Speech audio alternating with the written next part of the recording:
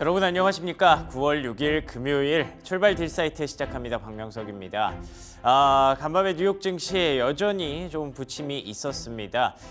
그래도 일부 종목들 간의 상승이 좀 나오기는 했습니다만 여전히 전반적인 분위기는 아직까지 뭔가를 좀 기다리고 뭔가 좀 참 안타까운 그런 모습이 계속 지속됐었는데요.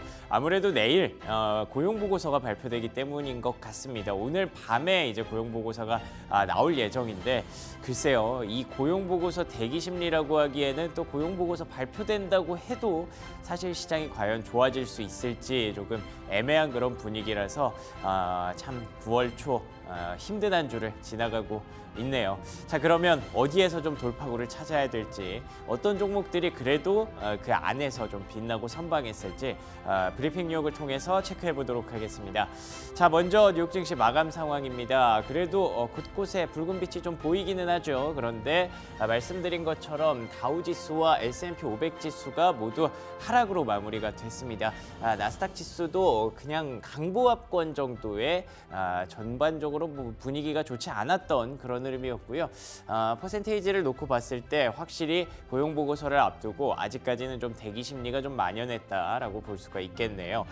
그래도 종목들 우리가 많이 보는 종목들은 좀 괜찮았습니다. 엔비디아가 1% 가까이 반등했고요. 그리고 테슬라가 4.9% 급등했습니다.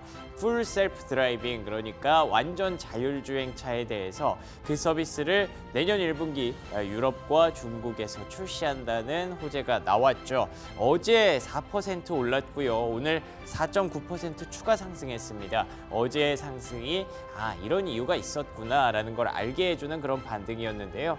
확실히 엔비디아의 빈자리를 테슬라가 그래도 좀 채워주고 있는 것 같아서 서학개미 분들의 계좌는 그나마 조금 방어가 되지 않았을까라는 생각이 드네요.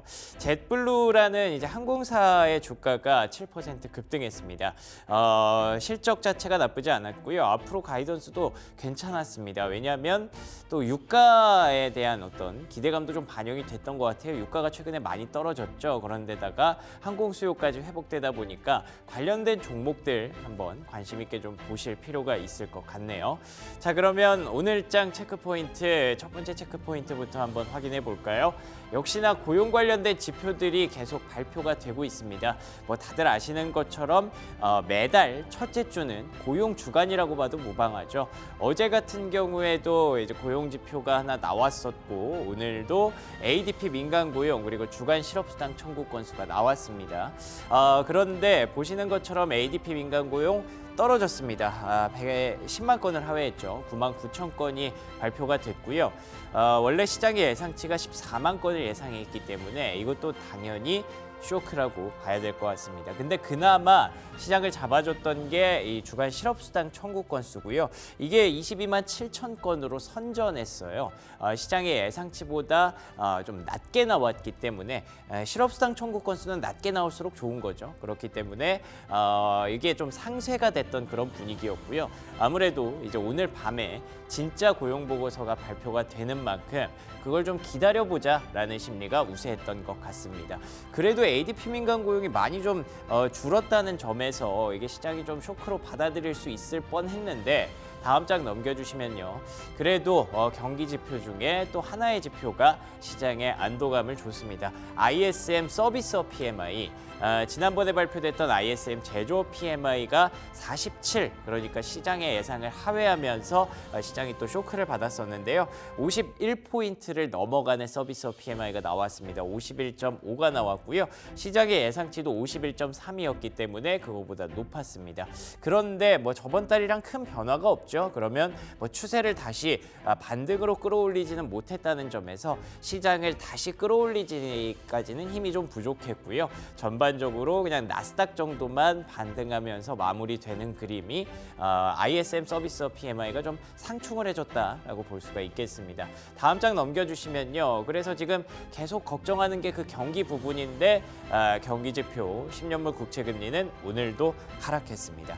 보시는 것처럼 3일 연속 하락세 시세가 나타나고 있고요. 뭐 계속해서 지금 하방 배팅이 지속되고 있는 것 같긴 한데 언제까지 떨어질까라는 생각을 하다가 뭐 어쨌든 여기 지지 라인이 있는데 그래도 여기 좀 지켜줬으면 좋겠다라는 생각을 했었는데요. 반대로 좀 생각을 꺾어봤어요. 그럼 이걸 올릴 그 명분이 있나?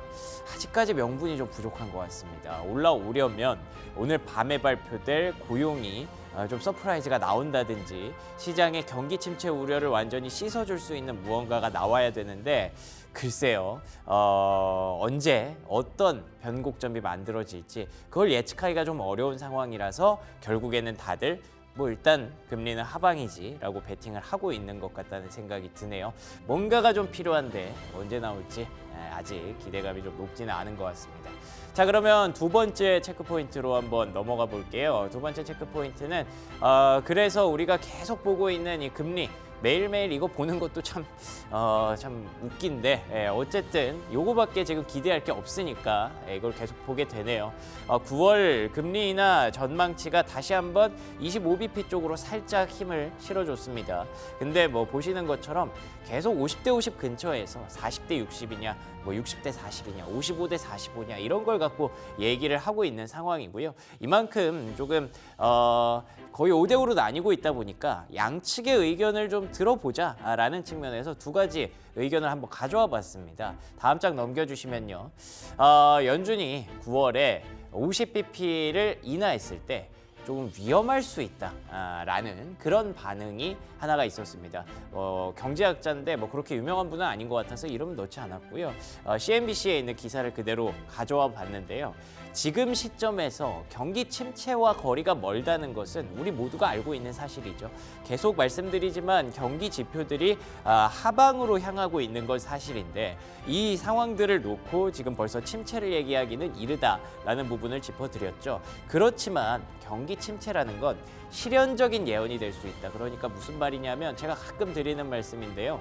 경기 침체가 온다더라 하면 사람들이 오히려 더 위축돼서 경기 침체가 더 빨리 올 수 있다는 거죠. 실제로 실현적으로 예언처럼 일어날 수 있다는 거죠. 그렇기 때문에 50bp를 연준이 인하했을 때 시장은 이거 경기에 큰 문제가 있나 보다라고 잘못된 메시지로 해석을 할 수 있다는 거죠. 그래서 25bp가 적절하다. 충분히 합리적인 그런 내용이었던 것 같아요.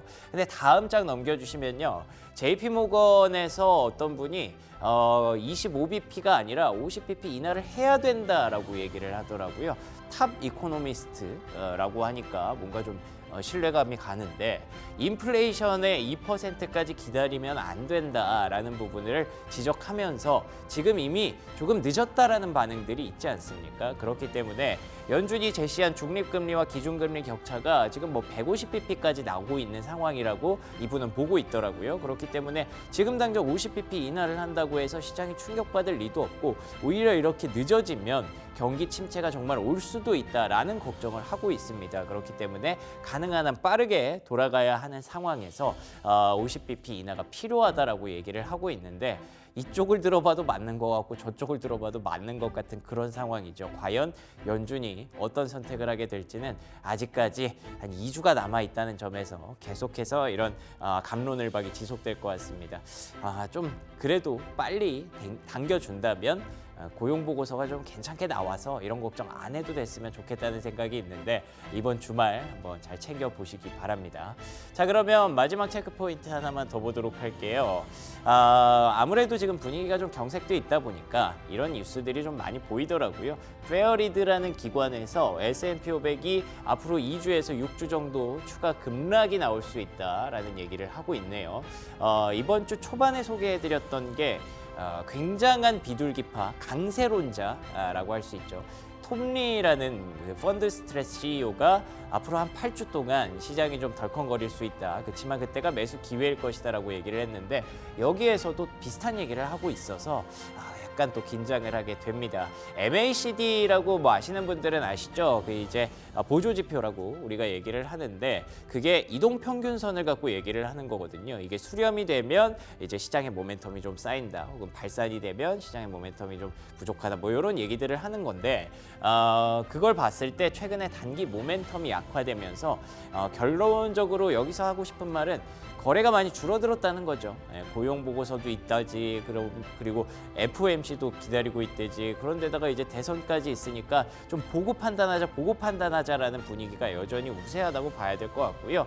그리고 우리가 항상 갖고 있는 그런 잠재적인 악재 요인들이죠. 엔달러 캐리, 그 얘기하면서 얘기했던 일본 증시의 약세. 최근에 일본 증시 코스피가 그나마 위안이 되는 게 일본 증시더라고요. 일본 증시가 더 약하죠. 그래서 시장의 불확실성으로 남아있고, 그리고 유가도 지금 올라가는 걸 걱정했었는데 이제는 너무 내려가다 보니까 이 지지선을 회복할 수 있는지를 걱정을 하고 있더라고요. 그래서 이런 부분들 감안했을 때 전반적으로 이것도 떨어지고 전체적인 시장도 안 좋고 계속 뭔가 에브리띵 상승 랠리였다가 에브리띵 하락 랠리로 바뀌어버렸지 않습니까? 그만큼 결국 그렇게 된다는 건 거래가 밑에서 받아주지 못한다는 거죠. 그런 걸 감안했을 때 이런 모든 이벤트들이 끝나는 시간까지 한 6주는 필요하다라고 보는 그런 관점인 것 같은데 잘 버텨냈으면 좋겠다라는 생각밖에 드릴 말씀이 없네요.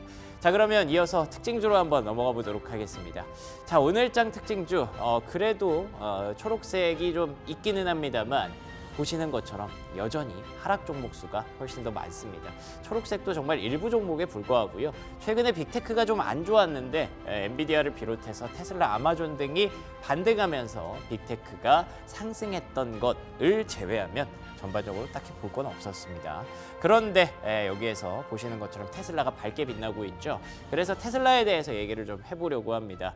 다음 장 넘겨주시면요. 앞서 말씀드린 것처럼 테슬라가 그 뉴스를 하나 발표를 했죠.